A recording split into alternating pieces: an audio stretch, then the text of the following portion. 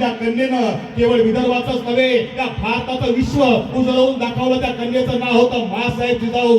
जिजाऊ विदर्भामध्ये जन्माला आल्या, लग्न करून मराठवाड्यामध्ये गेल्या आणि स्वराज्याची स्थापना ही पश्चिम महाराष्ट्रामध्ये केली आणि शेवटचा श्वास जिजाऊंनी कोकणामध्ये घेतला आणि एका जन्मामध्ये अख्खा महाराष्ट्र जिजाऊंनी पायाखाली घातला. ती कन्या या मातीमध्ये जन्माला आली आहे. आणि म्हणून तुम्हाला सांगतो, ज्यांना मुलगी असेल ना त्यांनी आवर्जून ऐका, मुलगी कुणाच्याही पोटी जन्माला येत नाही.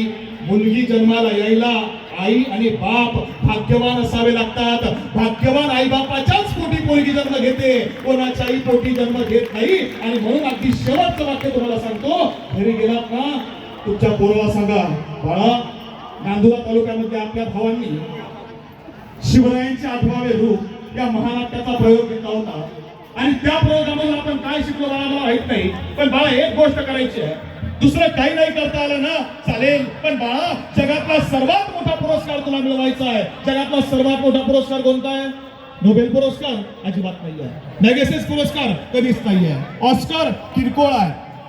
भारतरत्न अजिबात नाही. महाराष्ट्र भूषण कुठलाच नाही. जगातला सर्वात मोठा पुरस्कार एकच आहे की ज्यावेळी तुमचा मुलगा बक्षीस मिळवेल, ज्यावेळी तुमची मुलगी बक्षीस मिळवेल, पहिल्या क्रमांकाने पास होईल, नोकरीला लागेल, पहिला पगार मिळवेल, घरी धावत येईल, तो पगार आईच्या आणि बापाच्या हातात देईल आणि तो मुलगा ती मुलगी आपल्या आईच्या बापाच्या चरणाला स्पर्श करेल आणि सांगेल की आई मी वर्गात पहिला आलो, बाबा मला बक्षीस मिळालं, आई मला यश प्राप्त झालं. आणि त्यावेळी त्या आईच्या आणि वडिलांच्या डोळ्यामध्ये जो आनंदाचा अश्रू ओघळला ना तो जगातला सर्वोच्च मोठा पुरस्कार आहे, सर्वात मोठा.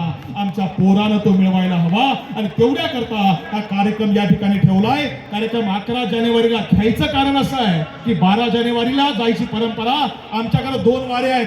पहिली वारी ही पंढरीची आहे, पंढरीची, आणि दुसखेड राजाची 12 जानेवारी ही सिंदखेड राजाची. त्यामुळे उद्या प्रत्येकाला सिंदखेड राजाला 12 जानेवारीला जाता यावं त्याकरता जिजाऊ जयंतीच्या पूर्वसंध्येला 11 जानेवारीला हा कार्यक्रम घेतलाय. आम्ही सुद्धा इथलं संपल्यावर नतमस्तक व्हायला तिथं जाणार आहोत. आपण सुद्धा इथलं संपलं की शक्य असेल त्या सर्वांनी सिंदखेडला जा आणि त्या तरुणांनी या सोहळ्याचं आयोजन केलं. त्या तमाम तरुणांना एकच सांगतो, एक तालाब के किनारे एक इमारत को लग गई आग, एक तालाब के किनारे एक इमारत को लग गई आग, मच गई भागम भाग, कुछ लोगों ने आग पर पानी डाला, कुछ लोगों ने आग पर पानी डाला, कुछ लोगों ने आग में घिरे लोगों को बाहर निकाला, सभी ने वो किया जो था जिसकी पहुंच में. एक चिड़िया भी डाल रही थी पानी भरकर अपनी चोंच में, तो पेड़ पर बैठा कौवा बोला, चिड़िया रानी तू सुई की नोक से पहाड़ खोद रही है, तेरी चोंच में जितना पानी आएगा उससे आग का एक शोला भी नहीं बुझ पाएगा. तब चिड़िया ने दिया जवाब एकदम लाजवाब. चिड़िया बोली, मेरे भाई मैं तेरी बात को मानती हूँ, मेरे भाई मैं तेरी बात को मानती हूँ, अपने चोंच में भरी पानी की क्षमता भी पहचानती हूँ. अरे मैं तो बस इतना जानती हूँ कि जिस दिन इस घटना का इतिहास लिखा जाएगा आपका नाम आग लगाने वालों में नहीं आग बुझाने वालों में लिखा जाएगा.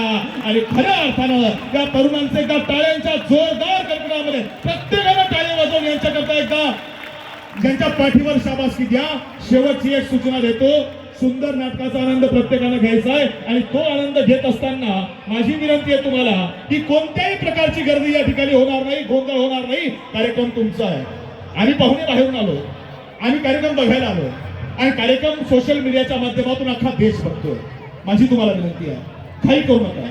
सुंदर पद्धतीने जाताना 5 मिनिटं उशीर आणि तमाम पुरुष वर्गाला माझी छत्रपती शिवाजी महाराजांची शपथ देऊन विनंती आहे, कोणीही कार्यक्रम संपल्यावर एकही पुरुष जागेवर उठणार नाही. सगळ्यात पहिले महिला आणि लहान मुलं जातील, त्यांच्या जायची व्यवस्था सगळ्यात आधी केली जाईल आणि मग पुरुषांनी आपली जागा सोडायची आहे. कार्यक्रम तुमच्या मुलांचा आहे, आपल्या मुलाचं कौतुक आपण केलं पाहिजे. थोडं 5 मिनिटं थांबलं काही फरक पडत नाही. प्रत्येकाने आपापली काळजी घ्या. कार्यक्रम आपला आहे, सुंदर करूया. बोला छत्रपती शिवाजी महाराज की. धन्यवाद.